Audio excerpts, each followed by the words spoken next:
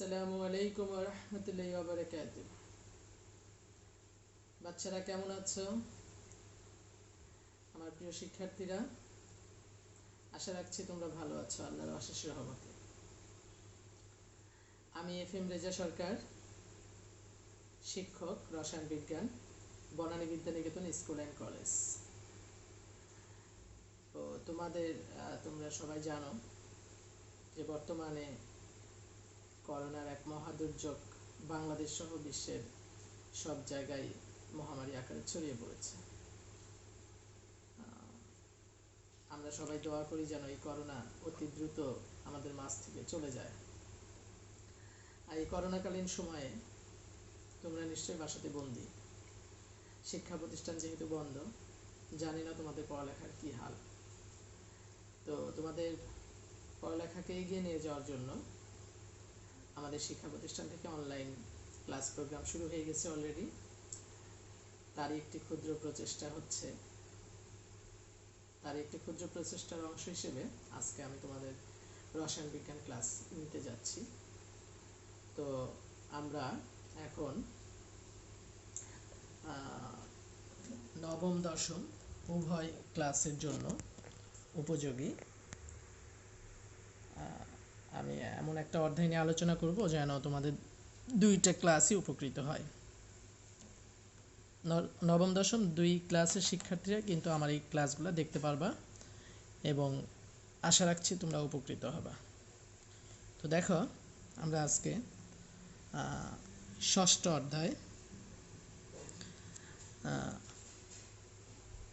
অধ্যায়টা নবম শ্রেণীরও আছে, আর দশম শ্রেণীর তো সম্পূর্ণ বই এখন সিলেবাস, সো তোমাদেরও কাজে লাগবে।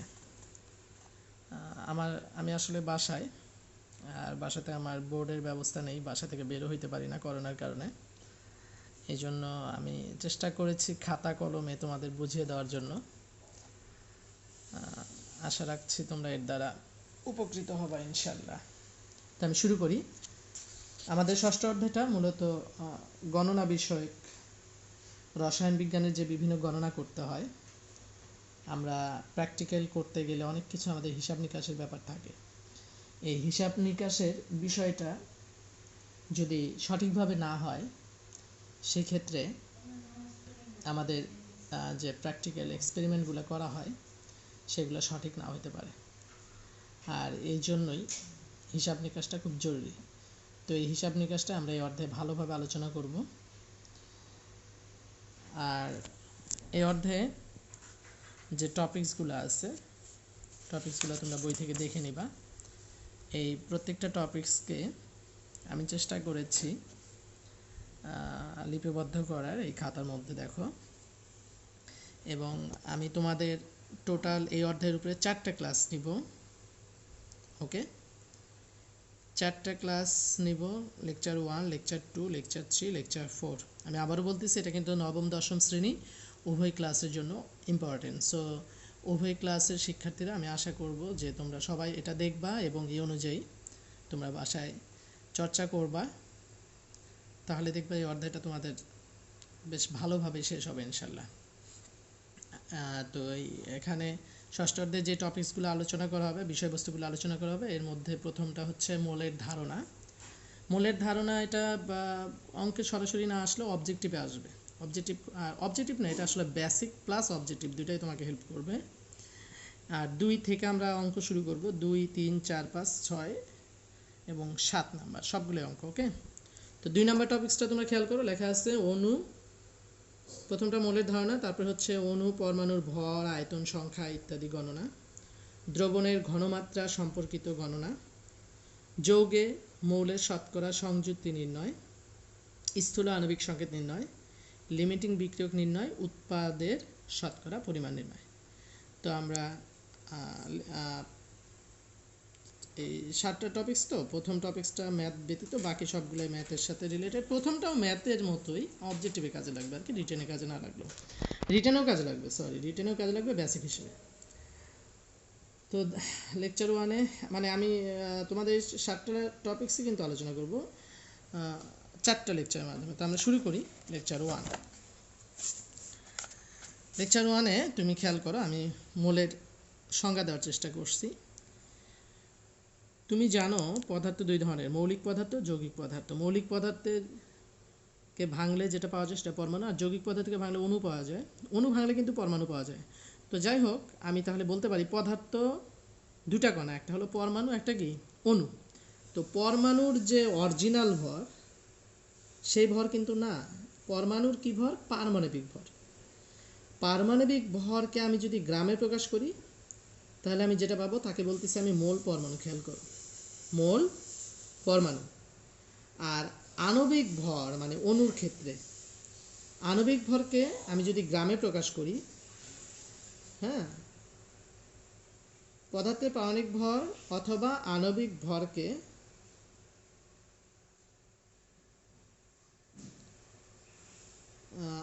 ভরকে সরি একটু প্রবলেম হয়ে গেছে, আণবিক ভরকে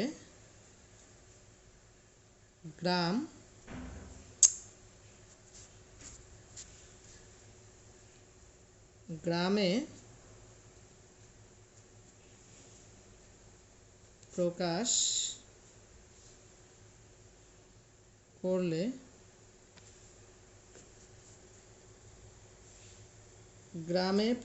করলে ওই পদার্থের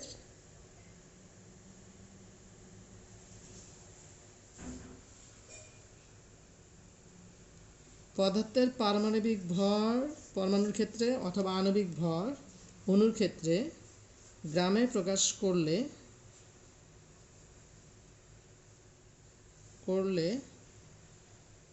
তাকে ওই পদার্থের এক মোল পরমাণু বা মোল বলে। একটু দুঃখিত, একটা শব্দ বাদ পড়ে গেছিল, আমি বুঝে দিচ্ছি। হ্যাঁ, পদার্থের পারমাণবিক ভর মানে পরমাণুর ক্ষেত্রে আর অণুর ক্ষেত্রে আণবিক ভরকে গ্রামে প্রকাশ করলে, এখানে একটু খেয়াল করো, গ্রামে প্রকাশ করলে তাকে ওই পদার্থের এক মোল পরমাণু, যদি সেটা পারমাণবিক ভর হয় তাহলে বলবো মোল পরমাণু, আর যদি আণবিক ভর হয় তাহলে বলবো মোল বলে। ঠিক আছে, তোমরা একটু বই থেকে দেখে নিতে পারো। কোনো পদার্থের পারমাণবিক ভর অথবা আণবিক ভরকে গ্রাম এককে প্রকাশ করলে যে পরিমাণ পাওয়া যায় তাকে ওই পদার্থের এক মোল বলা হয়। এখানে কিন্তু শুধু মোল শব্দটা বলছি, কিন্তু আমি কিন্তু দেখো ইউজ করছি মোল পরমাণু বা মোল। এটা কিন্তু ভালো করে বুঝতে হবে মোল পরমাণু কি আর মোল কি।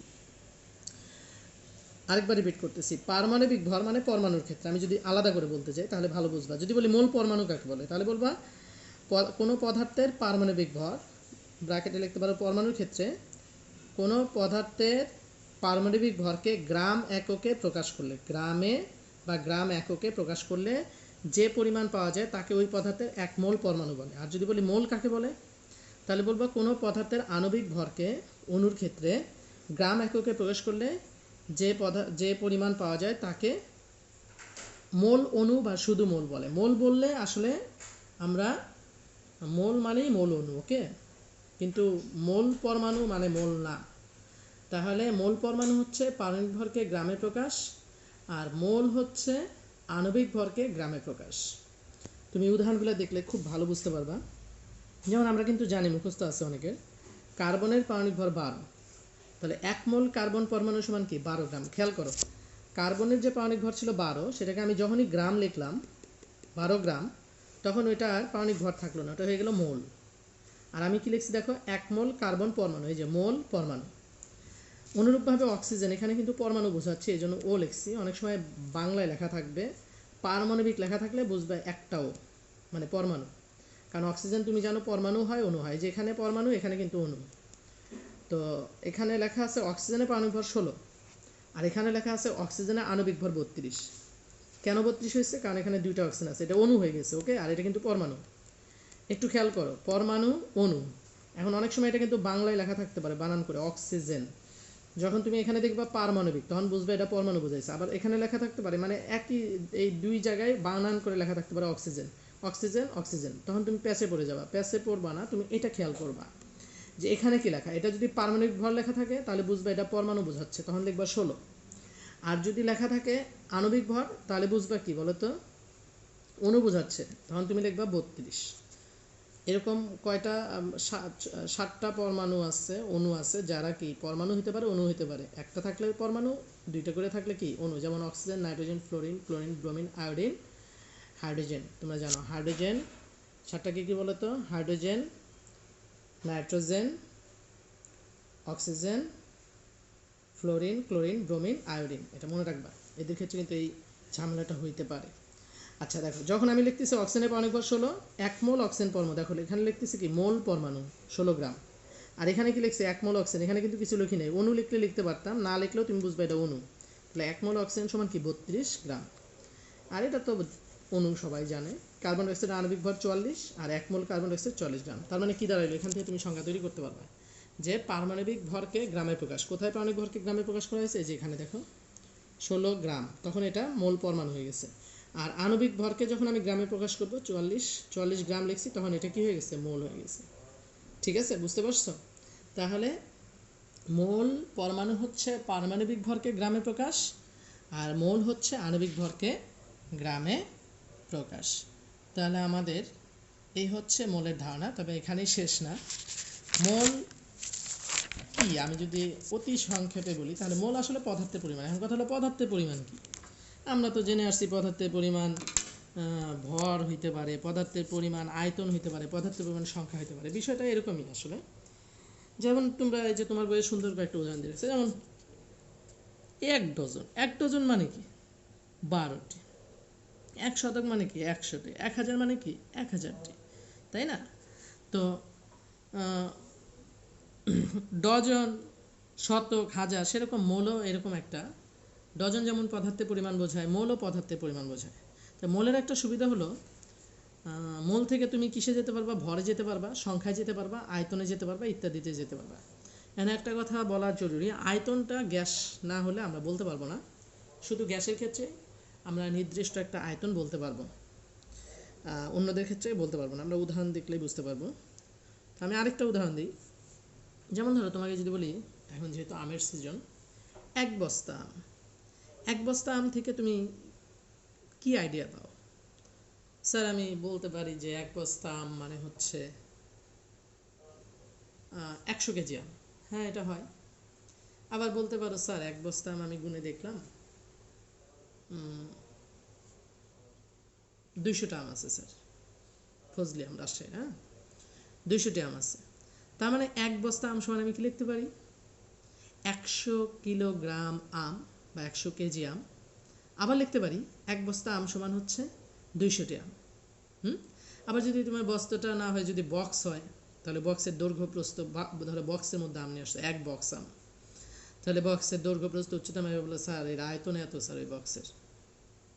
হ্যাঁ, তাহলে আমি বললাম যে এই এত আয়তনের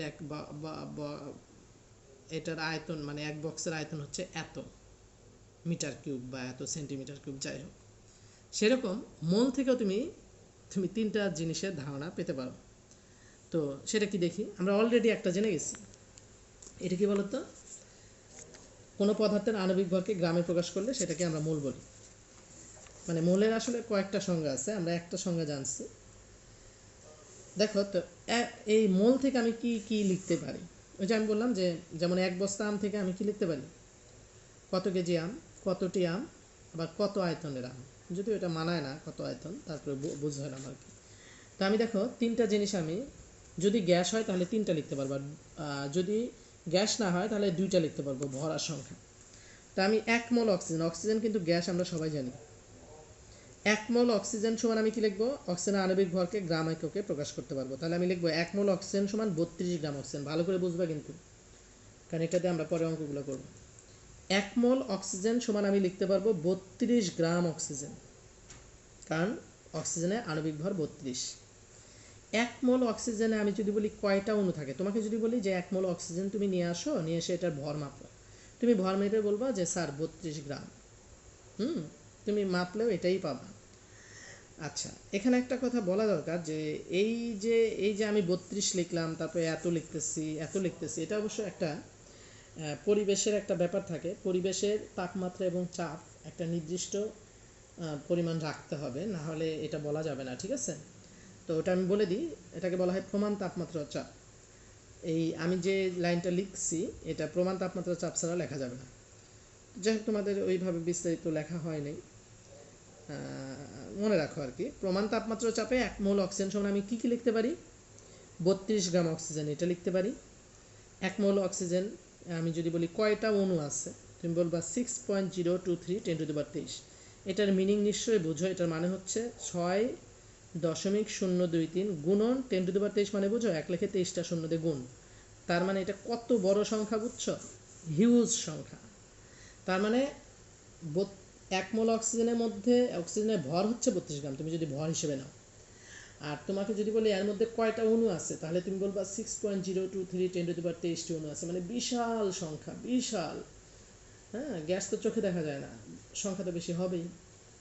আর আমি যদি বলি 1 মোল অক্সিজেন তুমি একটা সুন্দর, ওই যে বললাম না, নির্দিষ্ট তাপমাত্রা এবং চাপে একটা রুমের মধ্যে ছেড়ে দাও, রুমটা বেশ বড় করে ছেড়ে দাও, দিলে দেখবা এইটা 22.4 লিটার জায়গা দখল করবে। তোমাদের লিটারের ধারণা নিশ্চয়ই আছে, যেমন তোমরা পানি খাও 1 লিটার 1.5 লিটার 2 লিটারের বোতলগুলো, ওরকম 22.4 লিটার জায়গা দখল করবে।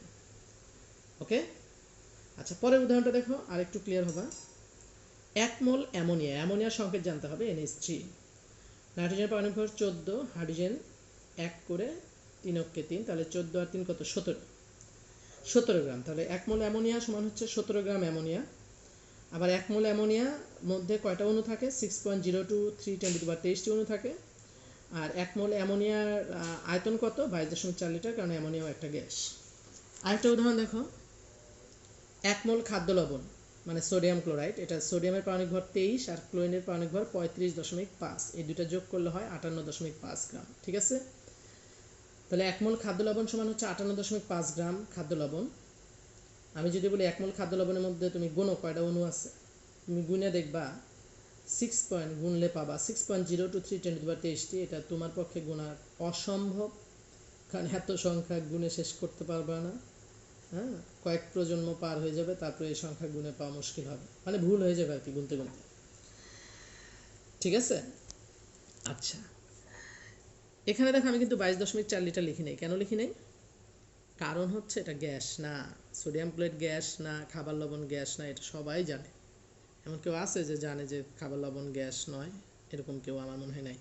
এবার দেখো 1 মোল সালফিউরিক অ্যাসিড, সালফিউরিক অ্যাসিড সাধারণত তরল অবস্থায় থাকে, তাহলে এটাও গ্যাস না। তাহলে আমি এখানে কি লিখছি দেখো তো, 98 গ্রাম। কেন লিখছি তোমরা জানো, পারমাণবিক ভর যারা নির্ণয় করতে পারো তারা ভালো করে জানো। হাইড্রোজেন হচ্ছে পারমাণবিক ভর 1, দুইটা হাইড্রোজেন আছে, তাই 1 গুণন 2 যোগ সালফার হচ্ছে 32 যোগ 16 গুণন 4, অক্সিজেন 16, 4টা অক্সিজেন আছে, তাই 16 গুণন 4, টোটাল হিসাব করলে কত হবে, 98। আবার বলতেছি 1 গুণন 2 যোগ 32 যোগ 16 গুণন 4, করে নিবা ক্যালকুলেটরে, 98 গ্রাম সালফিউরিক অ্যাসিড।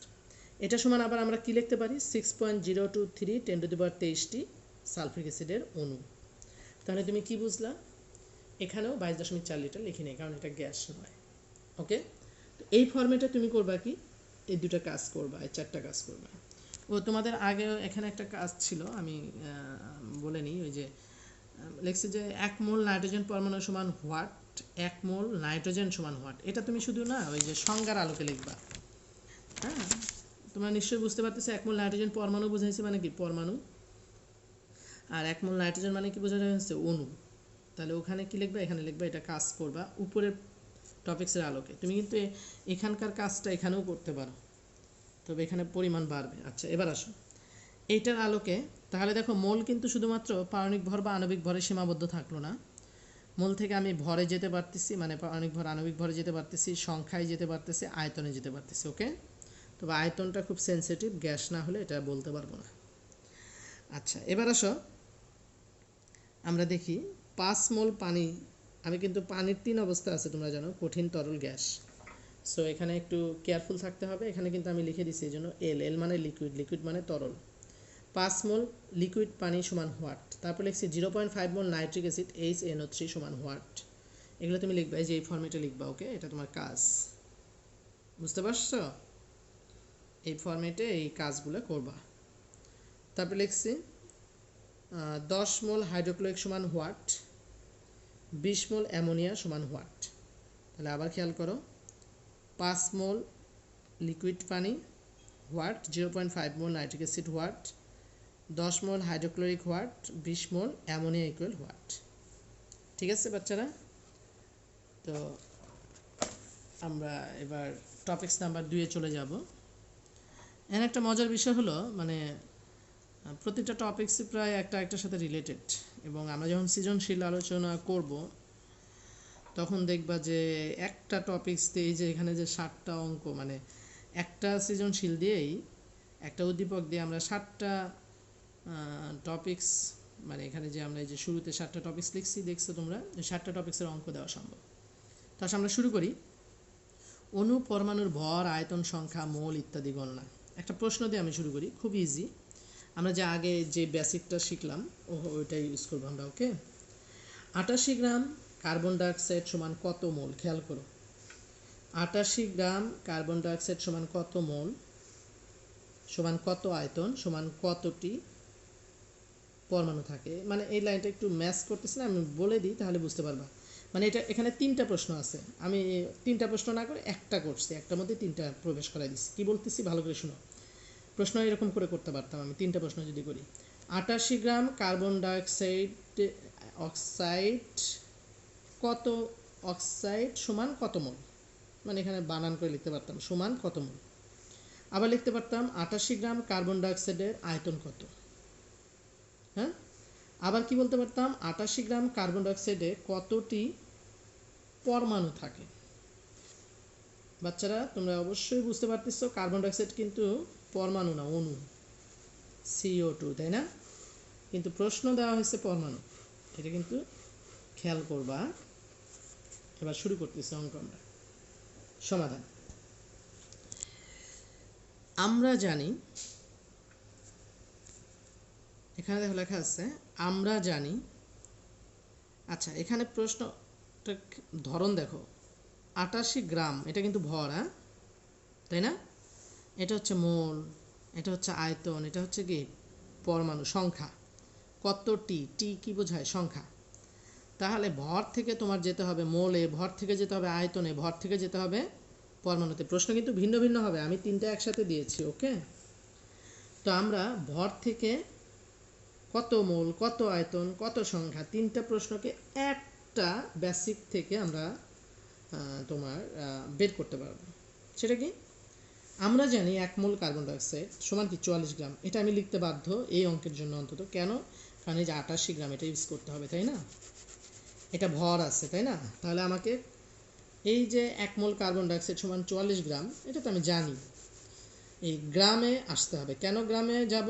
কারণ আমার প্রশ্নটা গ্রাম দিয়ে শুরু হয়েছে, তাই গ্রাম লিখতেই হবে আমাকে। তাহলে 1 মোল কার্বন ডাইঅক্সাইড সমান 44 গ্রাম কার্বন ডাইঅক্সাইড। এখন কথা হলো তারপরে কি আছে? আয়তনও আছে, তাই আমি 22.4 লিটার এটাও লিখে ফেললাম। হ্যাঁ, কতটি পরমাণু থাকে মানে সংখ্যা আছে, তাই আমি এই সংখ্যাটাও লিখে ফেললাম। আমার হাতে অপশন আছে কি কি লেখার বলো তো? আমি 1 মোল কার্বন ডাইঅক্সাইড সমান 3টা জিনিস লিখতে পারি। কি কি? ভর লিখতে পারি, কার্বন ডাইঅক্সাইড কতটুকু এই 1 মোলের মধ্যে আছে এটা লিখতে পারি। আমি কত আয়তন কার্বন ডাইঅক্সাইড এই 1 মোলের মধ্যে আছে সেটা লিখতে পারি। আমি লিখতে পারি কতটি অণু আছে এটা লিখতে পারি। আমি আগেই পরমাণু লিখতে পারবো না। তোমরা কি আমার কথা বুঝতে পারতেছো? আমি কতটি অণু আছে এটা লিখতে পারবো। ওকে, এখন আমার প্রশ্নে যদি যেটা থাকবে সেটা লিখবো। ধরো প্রশ্ন যদি থাকতো কত আয়তন, তাহলে কিন্তু আমি এগুলো লিখতাম না। আমি লিখতাম 1 মোল কার্বন ডাইঅক্সাইড সমান 44 গ্রাম কার্বন ডাইঅক্সাইড সমান 22.4 লিটার, এটা লিখতাম না। এটা কেন লিখছি? কারণ এটাও প্রশ্নে আছে। ওকে, তো আমরা শুরু করি। আচ্ছা, প্রথম প্রশ্নটা হচ্ছে কত মোল, তাই না? 88 গ্রাম কার্বন ডাইঅক্সাইড সমান কি বলতো? কত মোল। তাহলে আমরা কি লিখব? 44, দেখো এটা উল্টায় লিখতে পারি না? 44 গ্রাম, তোমার 44 গ্রাম কার্বন ডাইঅক্সাইড সমান কি 1 মোল। এ তো লেখা যায় নাকি? 44 গ্রাম কার্বন ডাইঅক্সাইড সমান 1 মোল। কেন? এই যে 1 মোল কার্বন ডাইঅক্সাইড 44 গ্রাম, তাহলে 44 গ্রাম সমান 1 মোল লিখতে পারবে না? তুমি বাসা থেকে স্কুলে আসলা, স্কুল থেকে বাসায় যেতে পারবে না? অবশ্যই যেতে পারবা। তাহলে আমি 44 গ্রাম কার্বন ডাইঅক্সাইড সমান 1 মোল, তাহলে 1 গ্রাম সমান কি কম, এই জন্য 44 নিচে চলে যাবে। তাহলে 88 গ্রাম কার্বন ডাইঅক্সাইড সমান কি 88 গুণন 1 ভাগ 44। ওই যে দেখো তুমি এই যে 88 গ্রামকে তুমি মোলে কনভার্ট করলা, তাহলে কয় মোল? 2 মোল। আর আমাদের যাদের বেসিক ভালো ক্লিয়ার আছে, যারা এই জিনিসটা খুব ভালো বুঝছে তারা এমনি বুঝতেছো যে 44 গ্রাম যদি 1 মোল হয় তা 88 গ্রাম তো 2 মোল হবে, এমনি বোঝা যায়, তাই না? আচ্ছা, এবার দেখো আবার আমি এই ভর থেকে, ধরো প্রথম প্রশ্নটা আসে নাই, দ্বিতীয় প্রশ্নটা আসছে, তাহলে আমি তখন কি লিখবো? 1 মোল কার্বন ডাইঅক্সাইড সমান লিখবো কি 44 গ্রাম কার্বন ডাইঅক্সাইড সমান কি লিখবো 22.4 লিটার কার্বন ডাইঅক্সাইড। এবার দেখো আমার প্রশ্ন কি বলতেছে, ধরো প্রশ্ন এটা 88 গ্রাম কার্বন ডাইঅক্সাইডের আয়তন কত, তার মানে যেটা কত বের করতে বলতেছে, আয়তন বের করতে বলছে, ওটা ডান পাশে থাকবে আর বাম পাশে ভর থাকবে। তাহলে আমি কি এটা লিখতে পারি না 1 মোল কার্বন ডাইঅক্সাইড সমান 44 গ্রাম সমান 22.4 লিটার? এই কথার মানে কি আমি তো এটাও লিখতে পারি যে 44 গ্রাম কার্বন ডাইঅক্সাইড আয়তন 22.4 লিটার, অথবা এটাও লিখতে পারি 22.4 লিটার কার্বন ডাইঅক্সাইডের ভর 44 গ্রাম। আমি কি বুঝাইতে পারছি? তাহলে আমি কি লিখবো এবার 44 গ্রাম কার্বন ডাইঅক্সাইডের আয়তন 22.4 লিটার। এটা কেন লিখলাম? আমি তো উল্টাও লিখতে পারতাম যে 22.4 লিটার কার্বন ডাইঅক্সাইডে 22.4 লিটার আয়তনের কার্বন ডাইঅক্সাইডের ভর 44 গ্রাম লিখতে পারতাম কি না? লিখি নাই। কেন লিখি নাই? কারণ হচ্ছে আমার প্রশ্নে কি আছে 88 গ্রামের আয়তন কত, এটা দেওয়া আছে আর আয়তন বের করতে হবে। তাহলে আমি নিশ্চয়ই ওইভাবেই লিখবো। আমি কি লিখবো 44 গ্রাম কার্বন ডাইঅক্সাইডের আয়তন 22.4 লিটার। তাহলে 1 গ্রাম কার্বন ডাইঅক্সাইডের আয়তন হবে 22.4 ভাগ 44, তাহলে 88 গ্রাম কার্বন ডাইঅক্সাইডের আয়তন হবে 22.4 গুণন 88 ভাগ 44, মানে কি 22.4 গুণন 88 ক্যালকুলেট করলে দেখবা 44.8 লিটার। ঠিক আছে? আচ্ছা, এবার আবার দেখো যদি ওই যে অণুর পরমাণুর প্রশ্ন থাকে, তাহলে আবার আমি চলে যাব সেই আগের জায়গায় যে 88 গ্রামে কয়টা পরমাণু থাকে। আচ্ছা, আগে আমি বের করি অণু থাকে কয়টা। তা আমরা দেখি এই যে 1 মোল কার্বন ডাইঅক্সাইড সমান 44 গ্রাম, আবার লিখতে পারি কি 6.023 10^23 কার্বন ডাইঅক্সাইড অণু। তাহলে আমি লিখতেই পারি 44 গ্রাম কার্বন ডাইঅক্সাইডে অণু থাকে 6.02 10^23, একে কত 88তে কত, এটা লিখছি দেখো 44 গ্রাম কার্বন ডাইঅক্সাইডে অণু থাকে 6.023 10^23, 1 গ্রামে থাকে কম থাকবে তাই 40 দিয়ে ভাগ, আর 88 বেশি তাই 88 দিয়ে গুণ করলে কত পাইছি 12.046 10^23 CO2 অণু পাইছি, তাই নাকি? এখন এটা কিন্তু অণু, হ্যাঁ অণু, আবার বলতেছি CO2 অণু। আচ্ছা বলো তো এখানে কয়টা পরমাণু আছে?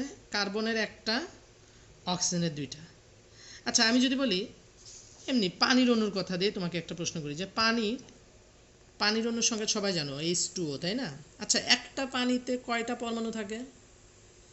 H2O স্যার দুইটা আর একটা তিনটা, তাহলে একটা পানির অণুতে তিনটা পরমাণু থাকে। আমি যদি বলি 10টা পানির অণুতে কয়টা পরমাণু থাকবে?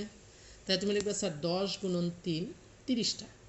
যেমন আমি যদি বলি আমার এই একটা হাতে কয়টা আঙ্গুল আছে? 5টা, তাহলে 10টা এরকম ডান হাতে কয়টা আঙ্গুল থাকবে? 50টা। সেরকমই তুমি যখন যেটা বের করবে এটা হলো অণু, আর একটা অণুর মধ্যে কয়টা পরমাণু দেখতে পাচ্ছ? গুণো 3টা। তাহলে তাহলে এতটা অণুর মধ্যে কয়টা পরমাণু আছে?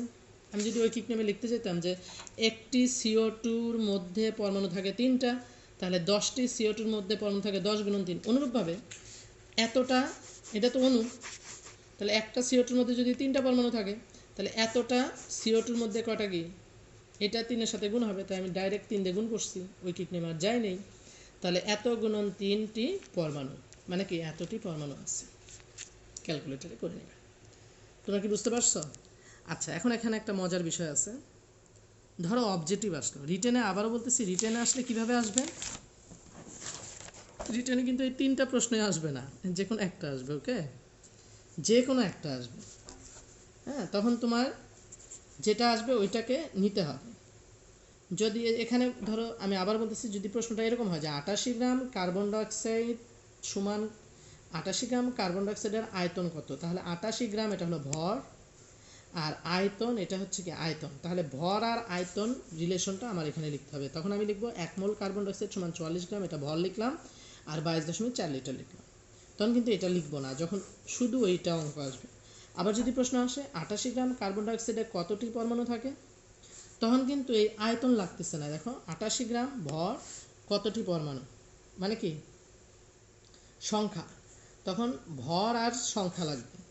তখন আমি লিখবো 1 মোল কার্বন ডাইঅক্সাইড সমান 44 গ্রাম কার্বন ডাইঅক্সাইড সমান 6.02 10^23 কার্বন ডাইঅক্সাইড অণু। তখন এই যে এই অঙ্কটা করব, বুঝছো?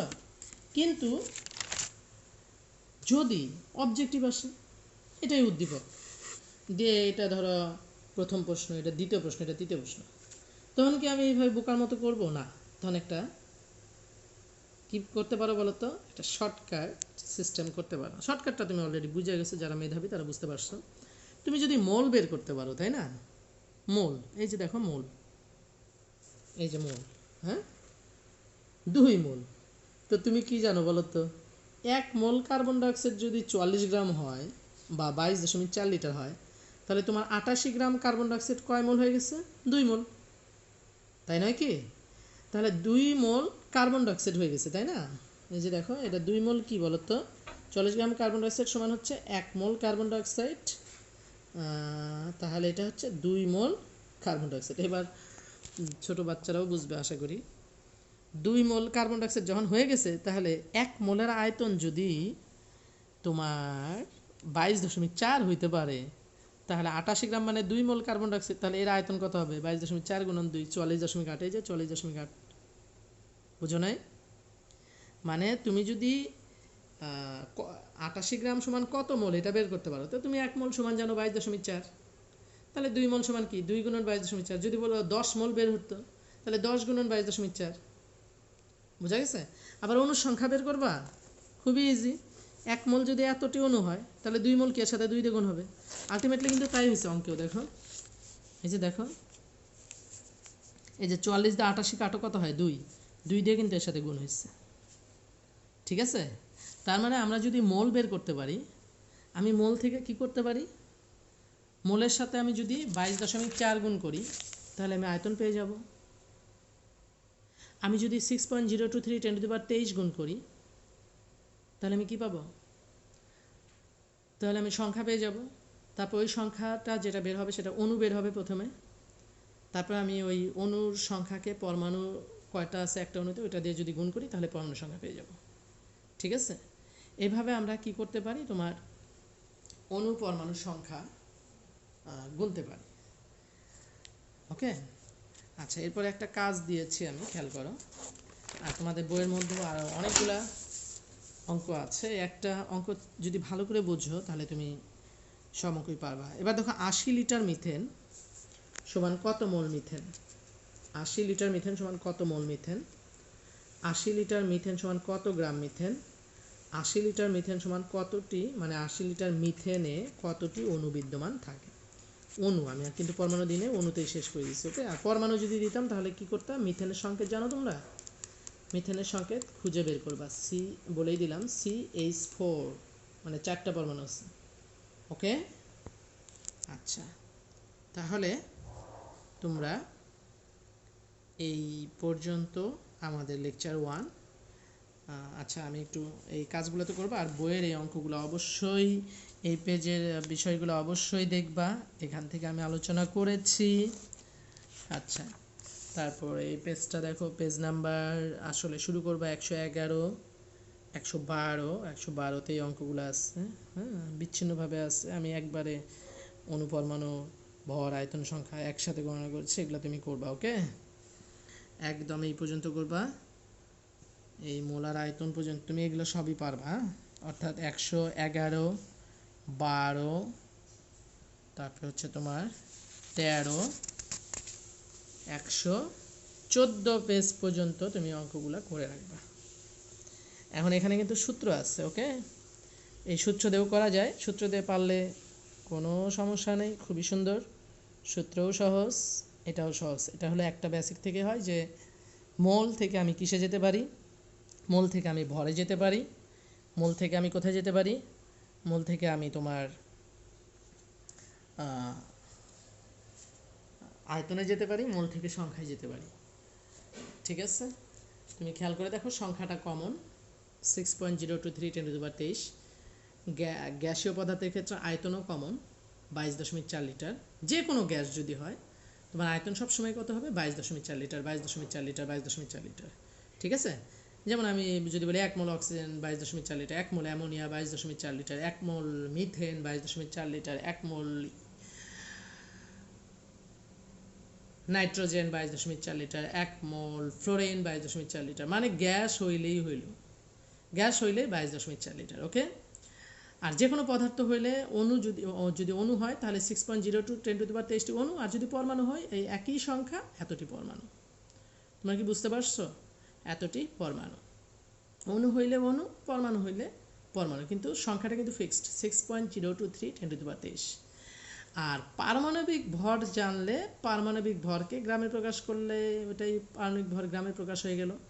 আর আণবিক ভর পারমাণবিক ভর পারলে আণবিক ভর পারবা। তার মানে 1 মোল, আমি যে কোনো পদার্থের ক্ষেত্রে দুইটা সংখ্যা মোটামুটি ফিক্সড, গ্যাস যদি হয় দুইটা সংখ্যা ফিক্সড, একটা সংখ্যা তো সবার ক্ষেত্রে ফিক্সড 6.02 10⁻23, যদি গ্যাস হয় তাহলে 22.4 লিটার, এই কথাটা ফিক্সড। আর পারমাণবিক ভর আণবিক ভর হচ্ছে জানতে হবে, পারমাণবিক ভর জানলে আণবিক ভর জানবা, সে অনুযায়ী আণবিক ভর বসায় গ্রাম এককে প্রকাশ করে নিবা। তাহলে মোল খুব গুরুত্বপূর্ণ একটা বিষয়, আমাদের মোলের আইডিয়াটা খুব ভালোভাবে থাকতে হবে।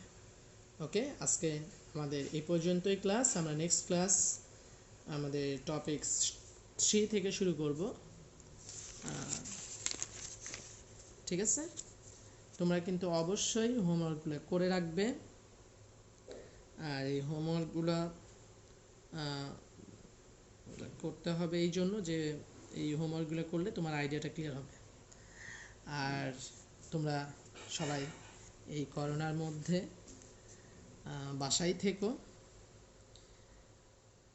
বাসায় থেকে লেখাপড়া করো, পাশাপাশি ইবাদত করো, বাবা মার সাথে সময় কাটাও। পড়ালেখার পাশাপাশি যদি অন্য কোনো সুস্থ ধারা বিনোদন থাকে সেই বিনোদনে যুক্ত হতে পারো। ঠিক আছে, সবার প্রতি শুভকামনা। আল্লাহ হাফেজ।